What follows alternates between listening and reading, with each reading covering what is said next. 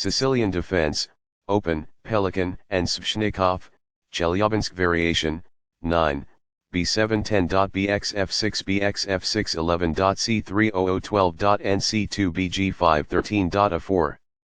Balanced, neither player ever had an advantage. That game was pretty competitive. Both players had an amazing opening. That was an incredible middle game by both players. Sharp games are frequently the result of starting with the king's pawn, since it dominates the center and frees up the bishop and queen on the light squares. The c-pawn in the Sicilian defense controls the d4 square. Nf3 moves the knight toward the center in anticipation of a pawn push on d4, where it will be ready to retake the piece if black captures on d4. Nc6 aids in maintaining control over the d4 and e5 squares.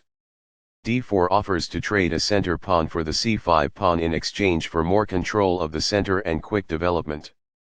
Cx d4 provides black 2 key pawns while giving white only one. Nx d4 recaptures the pawn and activates the knight in return for having one central pawn versus black's 2 central pawns. Nf6 develops the knight toward the center and attacks the undefended e4 pawn. Nc3 defends the e4 pawn and puts more pressure on the d5 square. e5 takes space in the center and immediately attacks the knight on d4. Ndb5 gets the knight away from danger, and threatens the strong nd6+. d6 stops the threat of nd6+, supports the e5 pawn, and allows the light-squared bishop to develop.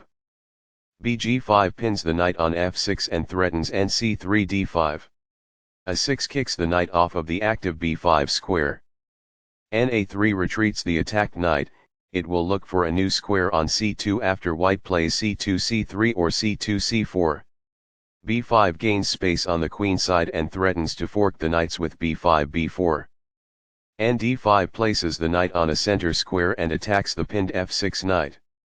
b7 develops the bishop and prepares castling. bx f6 captures the knight, attacks the bishop and increases white's control over the d5 square.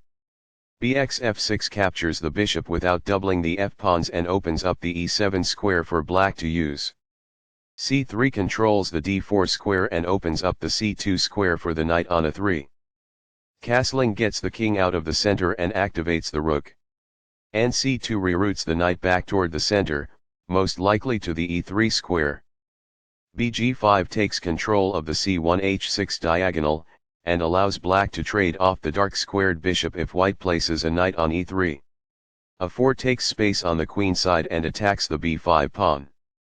This keeps the material balance in check with good commerce. Backs off. By growing a bishop from its initial square, this activates it. This activates a rook by developing it off of its starting square. The pawn is now on a square that is safer. This allows the knight to control more squares. It is the last book move. It is a fair deal after all captures. That's good. Recaptures. It is ideal. This loses a chance to imply that winning a pawn is possible. It is incorrect.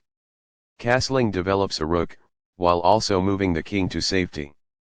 Castling to the same side of the board as the opponent tends to lead to less sharp positions as compared with opposite side castling. This is the only good move. It is a great move. The best choice is this one. It is ideal. Among the best actions. It is quite good. Backs off. That's good. Although white had the upper hand, the game is now almost even. It is incorrect. Recaptures. It is ideal. This buys time by putting a rook in danger and getting it to flee. It is ideal. The rook is now in a safe position. It is ideal. Perfectly on point. It is ideal. By doing this, a queen moves off of its beginning square and into the action. It is ideal. A powerful play. It is quite good. This poses the risk of producing a passed pawn. It is ideal. Backs off. It is quite good. This suggests exchanging items of equivalent value. It is quite good. This defends the attacked pawn.